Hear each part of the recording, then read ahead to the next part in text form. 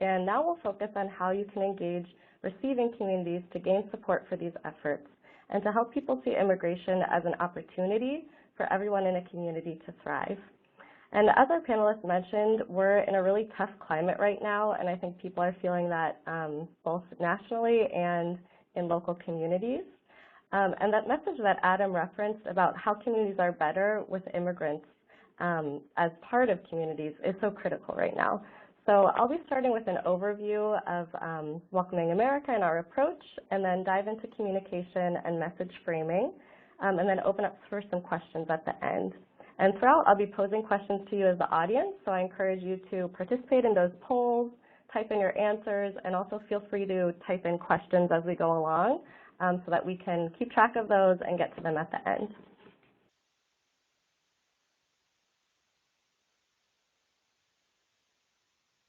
So Welcoming America inspires people to build a different kind of community, one that embraces immigrants and fosters opportunity for all. We connect community, government, and nonprofit leaders, providing resources and support to our Welcoming Network to help them transform communities into more inclusive places. We then build on that great work happening in local communities by providing tested approaches and helping folks connect so you don't have to reinvent the wheel, but can instead build on the great work that's happening. And we strive to change systems and culture by helping communities create inclusive policies and communicate the socioeconomic benefits of inclusion. We partner with more than 100 communities across the U.S., and we're also piloting international welcoming efforts in Germany and Australia, where folks are dealing with some similar demographic change. And Welcoming America is headquartered in Atlanta, and I'm based in St. Louis, Missouri.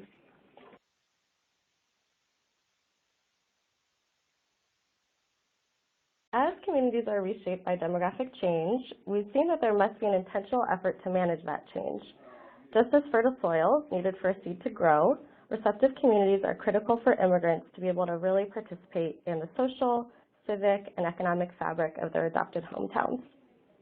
So if you think of this metaphor of immigrants as seeds planting themselves in new soil, there's often emphasis on immigrants themselves, on what those seeds need to do to reach their full potential in the U.S., and less emphasis on making sure that the soil is fertile and ready to embrace newcomers. So we focus on making sure that soil, the receiving community, is fertile so that seeds can grow and everyone can thrive. And I want to make sure we're on the same page about what we mean by the receiving community. So this refers to the longtime residents of the places where immigrants settle.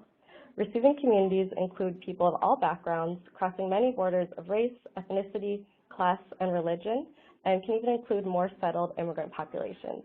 So I think oftentimes we have this picture of the receiving community as, you know, sort of a white, middle-aged person, but we're really talking about everyone that lives in a community and has been there for some time.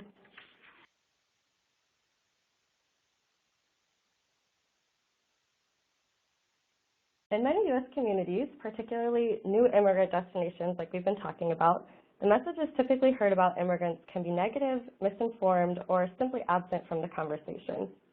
And too often people, whether leaders or everyday residents, don't really have meaningful contact with immigrants. So this may be due to language, culture, or geographic barriers, as well as misperceptions and fear, and really things that people are hearing. So the goal is to move from fearful to tolerant to welcoming at both a person-to-person and a community level. So I'd like to bring up a poll for us and ask, how would you characterize the climate among the majority of people where you live? Would you say it's fearful, tolerant, or welcoming? Let's see, can we bring up that poll? Great, okay, let's see what you think.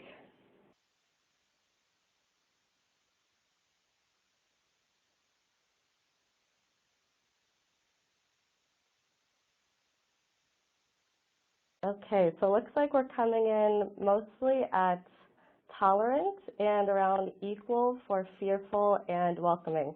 Okay, this is really interesting. You'll see as we move into our next points here.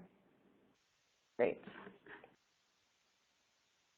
So you'll notice that I asked about the majority of people where you live. So when we're talking about the receiving community and our target audience, in the U.S., we've seen polling over the years that suggests that about 20% of Americans are either in full support, so this is the choir, or completely against our issue. So those folks against, for example, hate groups. And while the choir is often our biggest champion for welcoming immigrants and refugees, they're not necessarily the audience that we target. They already get it. So our focus is on the 60% of the population in the middle who is ambivalent, who may be tolerant, as you've voted in about. And these are people who we think would benefit from more meaningful engagement with the issues. This audience includes those from various racial groups, faiths, identities, and even our families. You might be thinking about, a particular uncle or cousin that you have. Within that group is an untapped audience who would be sympathetic to our work and would be engaged if we made the ask. So that's also a target. So an example to think about might be a faith leader in your community who's well respected, has a lot of reach through their congregation, and if, provided with more education and relationship building with somebody who really cares about this issue, could see this as something that's of importance for him or herself personally, and then for his or her community.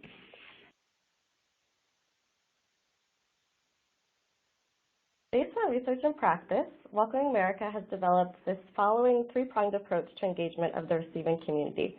So I'll just go over this briefly, and then we'll dive into communications.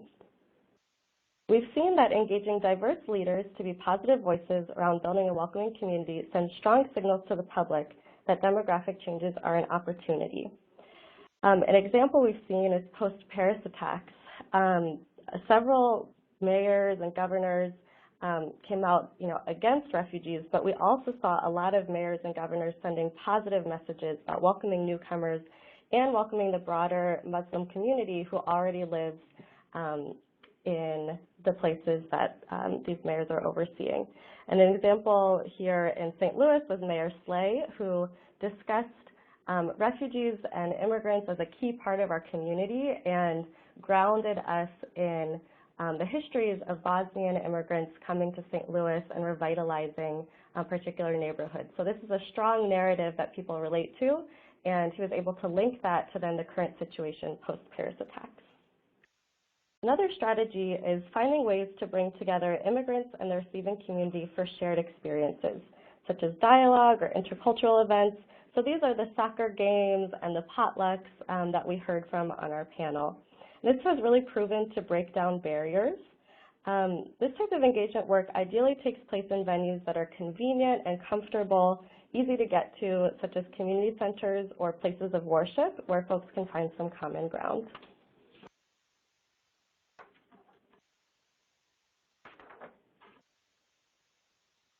And finally, for communications, we see humanizing new neighbors and speaking to shared values is a positive alternative to negative messages. And by reframing the issue and telling stories that connect real people and their neighbors based on what they have in common, we can help communities to see how supporting immigrants and creating a welcoming place for all is just another way of building stronger communities for everyone, and really emphasize this everyone, that everyone benefits when you welcome immigrants and refugees.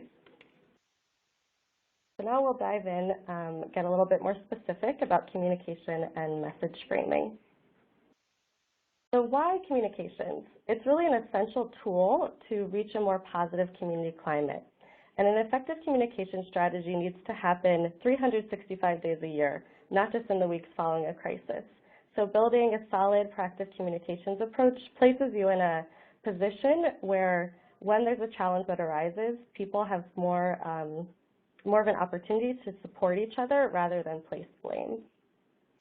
Communications is also a means to an end. It helps to engage those folks that will help you reach your goals. Maybe it's to implement a new program, for example. And it clarifies your approach. So with limited time, limited capacity, an intentional strategy helps to guide your efforts when you have limited time to think about this. So now I'd like to pose a question to you. If I were to ask you now, what is the first word that comes to mind when I say the words refugee or immigrant, what would you say? What's the picture that you see in your head? You can type in your responses into the chat box.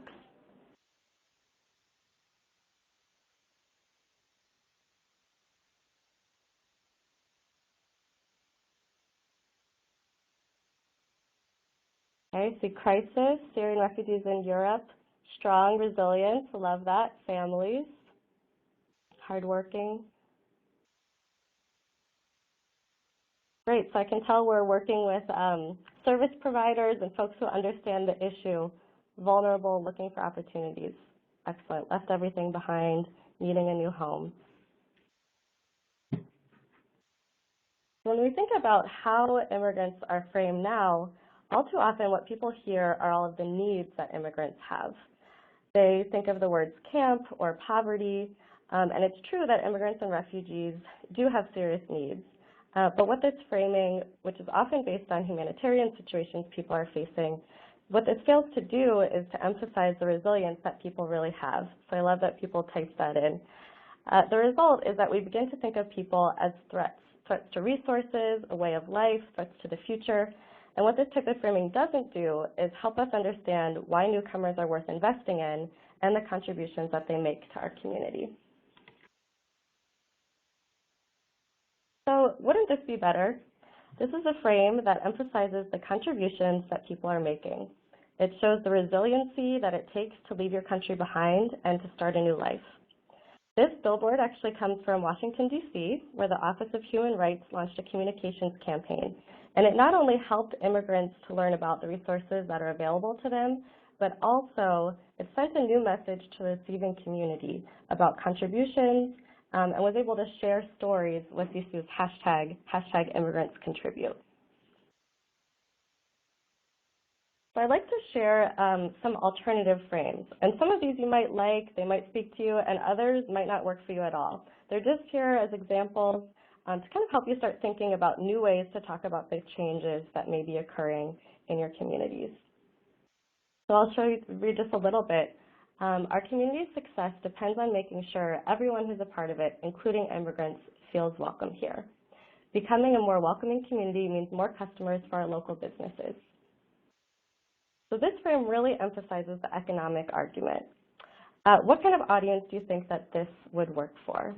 So go ahead and type in your thoughts on that, on what kind of audience do you think that this economic frame of Stronger Together might really work for in your community.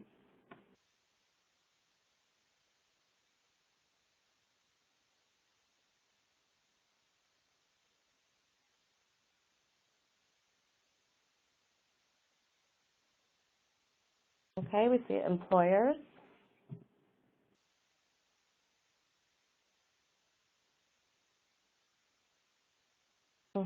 Economically conservative constituents, local business. And we can take that to the next level, something like a Chamber of Commerce or economic development agencies that have talent retention and business growth as a priority. This message can really speak to them and fit into their strategic plans. Great, business leaders, economic development.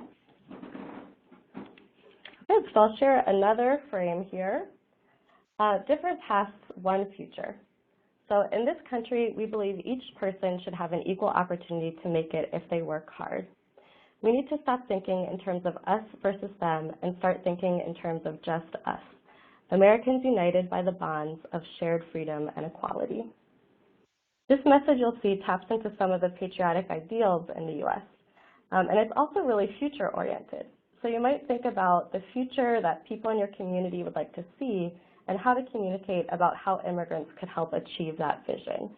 So thinking about current priorities and then how immigrants fit into those narratives.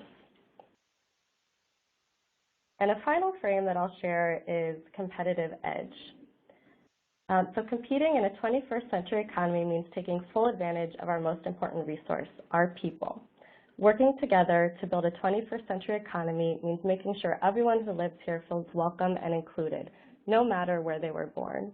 And we're really seeing that this message does resonate with chambers of commerce and folks that are concerned with talent retention. So again, I share these just as examples, and in each community, different frames will resonate.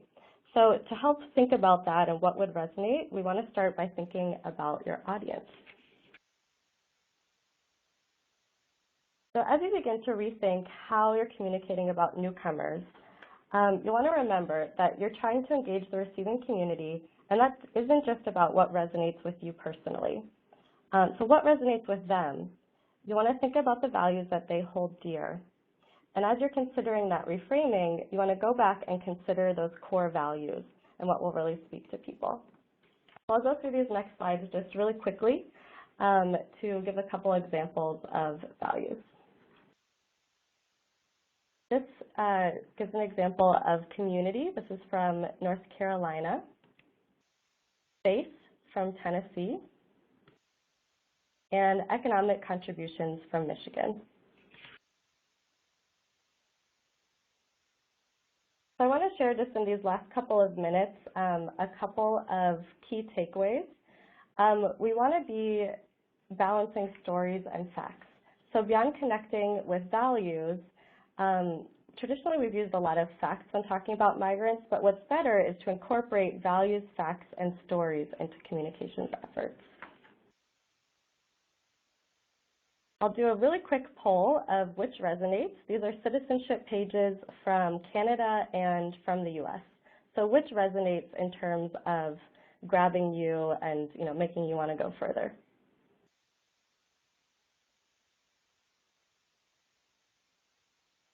Let me pull up our poll here. Great.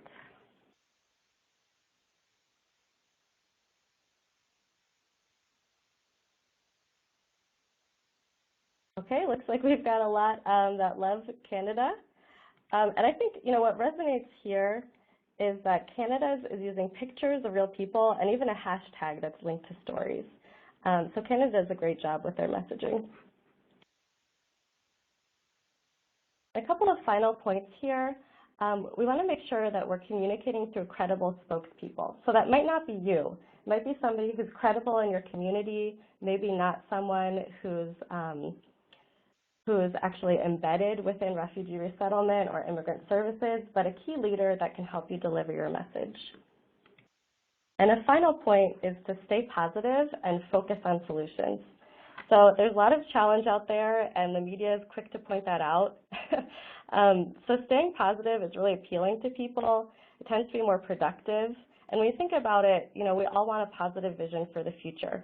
So that's a way to think about how to motivate people to engage with you by emphasizing what could be instead of all of the potential pitfalls. So we need to wrap up here, but we'll send out this presentation, and it summarizes some of the key principles, some of the pitfalls that we ask people to avoid. And I'll just note this exercise is something that you can use to start to do just a really basic plan for communications in thinking about your goals, audience, message, and engagement. You can use this for a project, or you can build this into a strategic plan.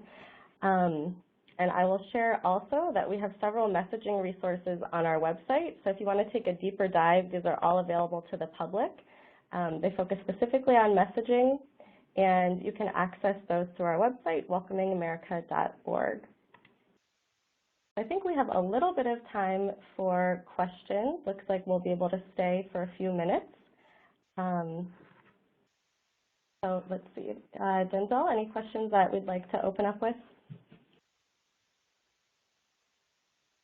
Sure.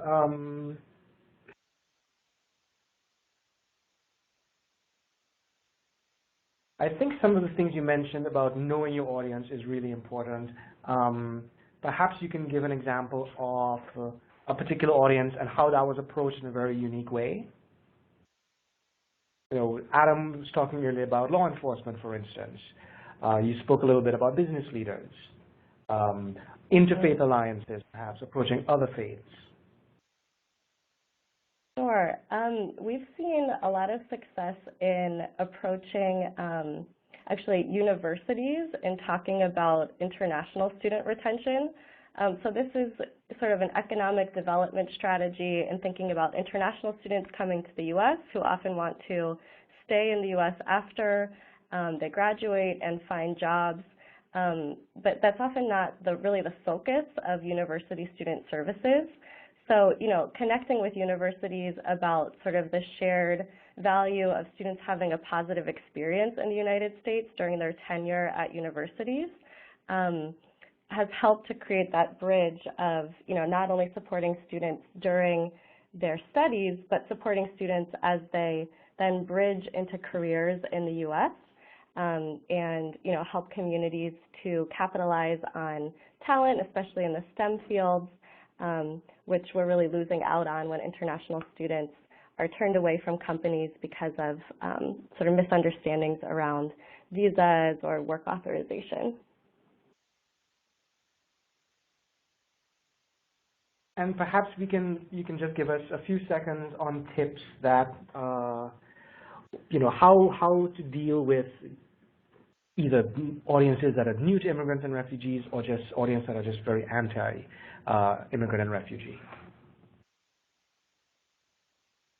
Sure. I mean, I think some basic education does help. So explaining sort of the different paths through which immigrants come to the United States can be useful.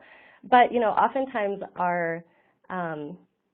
our first thought is to go straight into the facts and straight into, for example, really outlining the refugee resettlement process, which is complicated and, would be great if folks understood that a little bit more deeply. But sometimes we lose people there. So I think really starting with values and, starting with stories, connecting this to audience members' own stories of immigration, and even having folks in the room, immigrants themselves or folks from agencies that have an immigrant background, that can be really powerful so that folks are from the beginning making a personal connection, and it's clear that we're talking about people, we're not just talking about an issue that comes up in the media.